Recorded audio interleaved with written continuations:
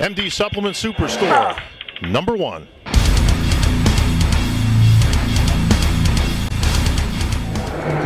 So how you guys doing?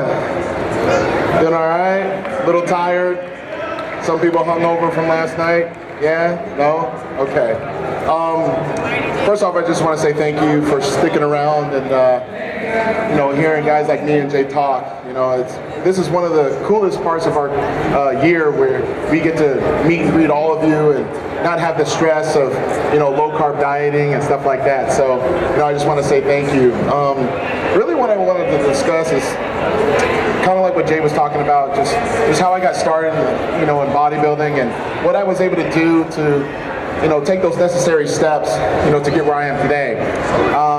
I started bodybuilding shortly after April of 2002, where I was playing Division I basketball at the University of Denver. I was trying to find, a new hobby, a new sport, since I was already in pretty good shape. And, it just took a few guys from class that were actually currently competing that I thought, wow, like these guys are, able to get ripped up for the summertime, and, I need to go hang out with them. So I started working out, and then October 8th, 2002 was the day that I said I'm never going to play basketball again, which was a huge dream of mine to play at the next level, but I took it as far as I could, and I said that day, I'm going to become a bodybuilder. And that day forward, I took some photos.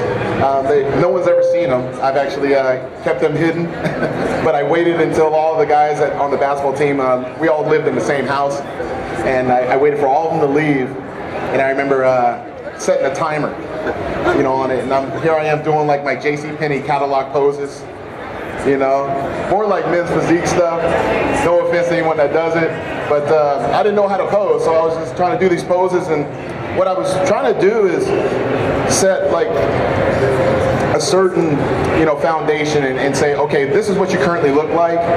And I was an IT major in college, so I had a very good technical background. So what I ended up doing is taking all the photos and then printing them out, and I started like taking a marker and started writing on, like I started shading in like certain areas where I wanted to improve, and then like for bigger shoulders and bigger back and bigger legs. And I thought, wow, that actually, so basically like photoshopping myself and saying this is what you should look like. And then eventually I started trying to read up on different magazines. Jay Cutler actually was one of the first guys I read about, how to get a bigger upper chest and stuff like that. So I would try to apply that along with like books like the Encyclopedia of Bodybuilding by Arnold Schwarzenegger. And then after that, I was taking pictures every 3 to 4 weeks. And then collectively, I ended up doing my show, the MPC Northern Colorado in 2003. Won the whole thing. I won the novice and the open overall. And then later on after that, I went undefeated as an amateur, winning the 2005 Mr. USA. During that process, I was definitely a fish out of water. I mean, I didn't really know a whole lot about the sport, and then I ended up being able to run into Jay Cutler, and he gave me, like you said, a good push, more not just on the training side, but more just on the champion's mind. One of the biggest things that I realized is that a lot of people, you grow up and people say, practice makes perfect. And, I've realized throughout my life that that's untrue. A lot of people would say, well, yeah, it does. Practice always makes perfect. Well, what if you practice bad habits? Bad form, bad technique in the gym, bad dieting, there's a lot of fallacies out there. I'm sure Jay's talked about like different supplements and how you may read a label and not read it all the way through, and it has nothing to do with your specific goal. So I really had to become very diligent about what my goal really was and how I'm going to get there. So I wrote down probably every meal, every supplement I ever took, like during that period of time, until I became more comfortable understanding what I was doing. And even to this day, like when I get ready for the Mr. Olympia, I take pictures every week, and I also take notes of all the meals that I've eaten, the time, and how I actually felt and looked at that certain time frame, and actually chart down my weight. So then that way I can actually figure out, okay, last year for 2011 or 2012, this is what I looked like 16 weeks out, 12 weeks out, 8 weeks out, and so on and so forth. But another thing I wanted to talk about was just last year, getting ready for the Mr. Olympia contest. Winning the first one was obviously a huge huge accomplishment for myself, you know, beating Jay, but it wasn't really about beating Jay, it was more about, you know, just winning the title. And, you know, I was able to do that.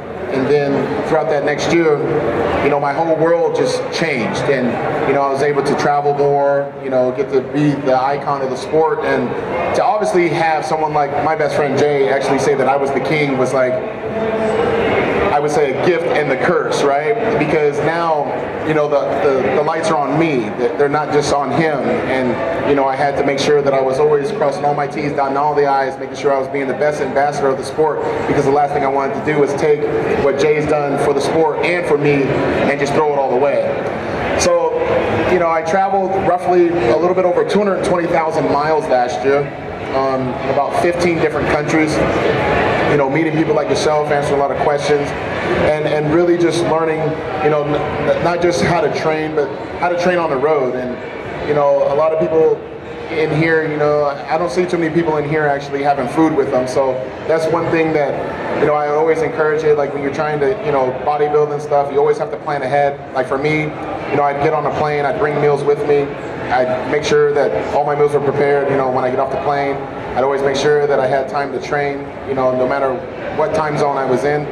And, you know, over time, you know, I just started getting more fluent into how to diet on the road, to how to train, to how to make sure that I'm doing those little things, because while I'm traveling around, there's plenty of other people that were actually, you know, at home, you know, getting ready for the show. There's guys that, you know, are currently, you know, at home right now. There's only like, I think maybe 3 or 4 guys that are participating at the Mr. Olympia here that, you know, have a chance. And then, you know, I don't see Kai Green here. I know that he's going to be at home. He's probably training right now. So I always have to make sure that, you know, I'm putting my best foot forward, and to, you know, realize that everyone's gunning for me. You know, like I said, last year was just, you know, an amazing time, but at the same time it was very lonely because Jay wasn't there. And, you know, I learned a lot about myself. I learned a lot that, you know, bodybuilding is one of those sports that you are by yourself. You know, I have no training partner. I haven't had a training partner since 2006. And mainly the reason behind that is, you know, I realized that bodybuilding, you're up there by yourself, you're solo, you know, so for me, I have to make sure that, you know, it's me eating those meals, it's me doing that cardio. I don't need someone screaming and hollering at me. I kind of hate that, you know. I don't know if you guys ever have that training partner that's, you know, the big grunt and cuss guy, you know. She's actually pointing there. Is that how he is? He's cussing at you every day?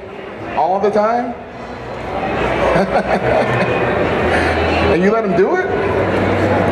There's a reason why my wife doesn't compete, because like if she allowed me to train her, we'd probably be divorced, because I'm usually like so easygoing, but like if I'm training her, I'm like probably grunting and cussing, telling her what to do, and she's not used to hearing that, so she'd probably throw me out of the house. So you're pretty lucky actually. But you know, like I said, you know, 2012 was an amazing year, you know, but you know, getting ready for the show, you know, I probably had the most anxiety I've ever had in my life. And I know that was something that Jay actually told me. He said, Phil, the minute you win the Mr. Olympia, your whole life's going to change, but it's not just going to change with your body. It's going to change with how you view everything. You know, everything is going to become a bigger business.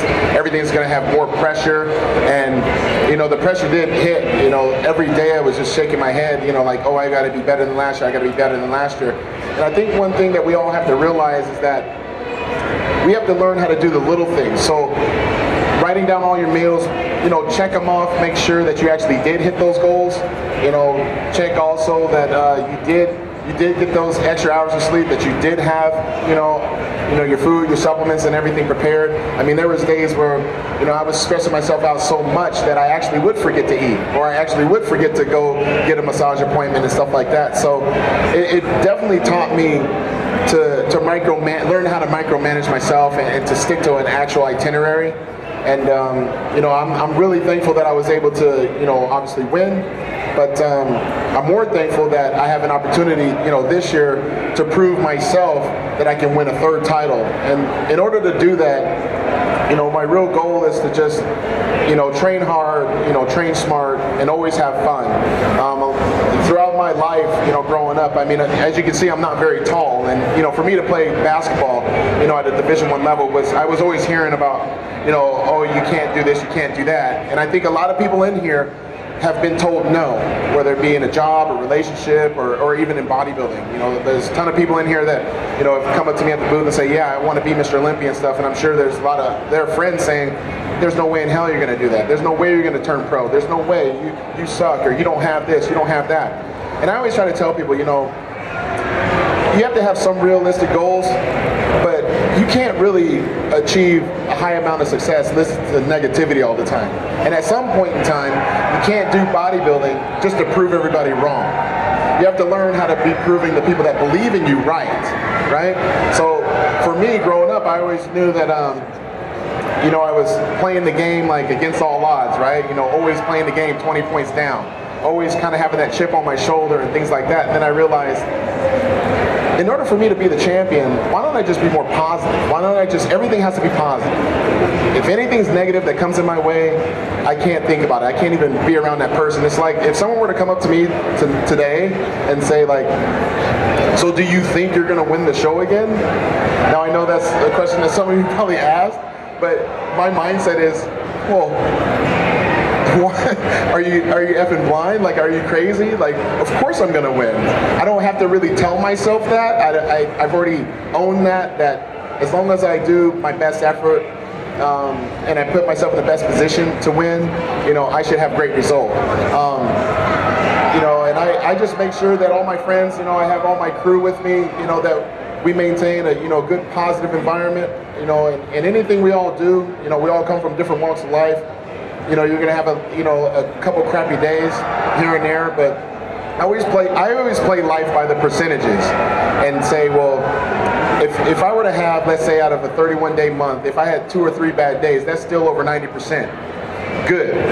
And I think that's what we should focus on, is the good part. You know, if you played it by the percentages, if someone were to say 75% of your life is going to be excellent, I think that's pretty good, don't you think? And I think a lot of the time, you know, we focus so much on the negative part, but yet expect positive results.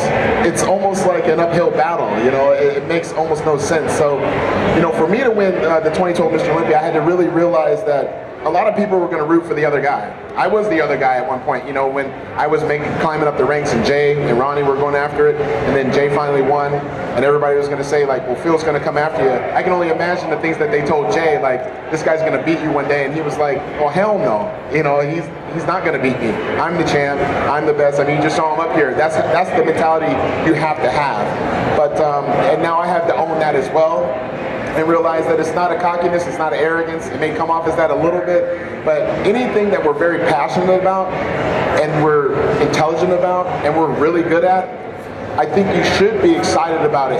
You should be able to feel strong and say, well, I am going to get that job. I am going to ace that test. You know, I don't think we all prepare to lose. And, you know, it's one of those things where I always try to remind myself that I'm going to prepare to put myself in the best position to win, and I expect success. I expect the best out of me.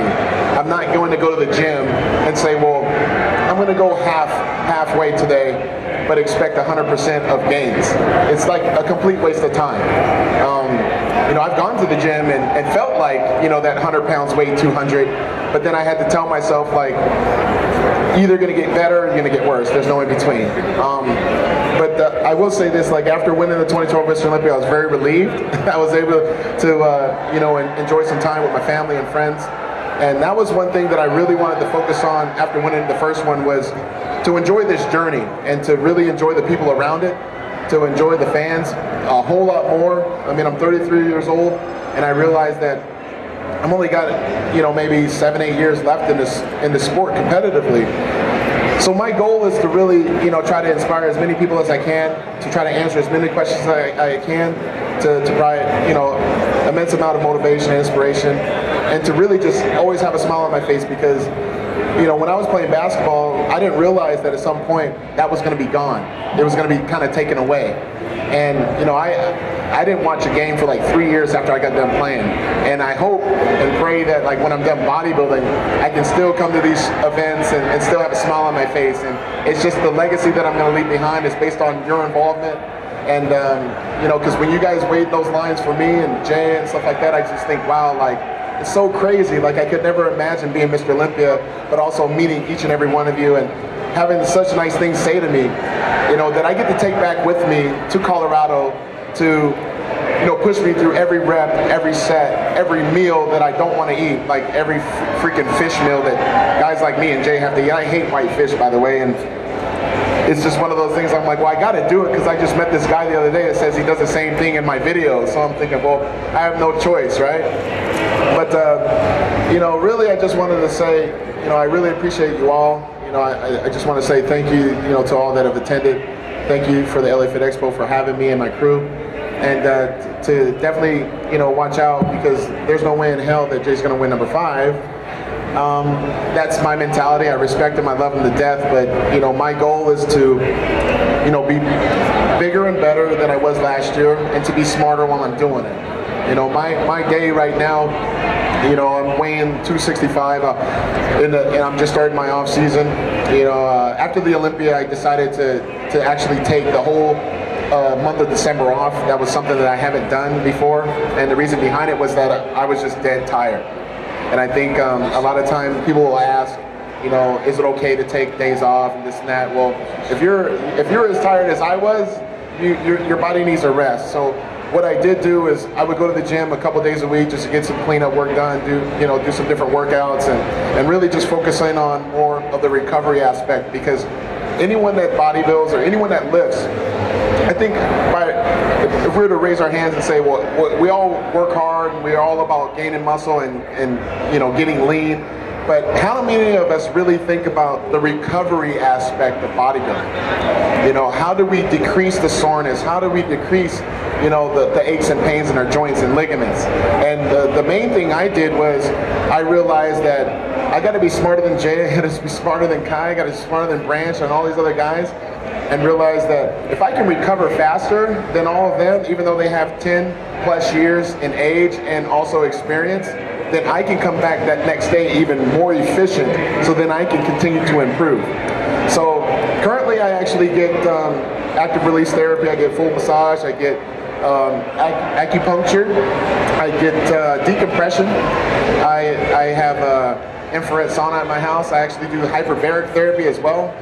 That's something that I didn't really share with anybody last year for the Olympia, but I've been doing that and giving that a go, and I'd say collectively it's given me a great chance at, you know, retaining the title and to keeping my body very fresh and really just learning more about, you know, different stretching and different supplements that I can take to help rejuvenate everything, because after turning 30, things started changing, and now I'm 33, and a lot of things are changing, and I realized that I'm not 23, 25 years old, so I got to take care of my body. I got to make sure that, you know, I'm taking, you know, tons of fish oils and vitamin C and reducing inflammation everywhere, because my joints hurt all the time. So, you know, even when I'm standing up, you know, signing autographs, taking pictures with people, you should see me afterwards. I'm like laying down flat, like I'm just dying.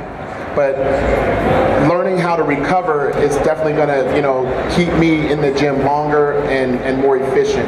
But, you know, hey, I'm just really thankful at this point that I've had no injuries. I've had small little ones, but knocking on wood right now, I hope I can stay healthy so that I can put out my best effort yet. And, you know, I'm doing it for you guys. I'm doing it for, you know, my family. I'm doing it for my sponsors.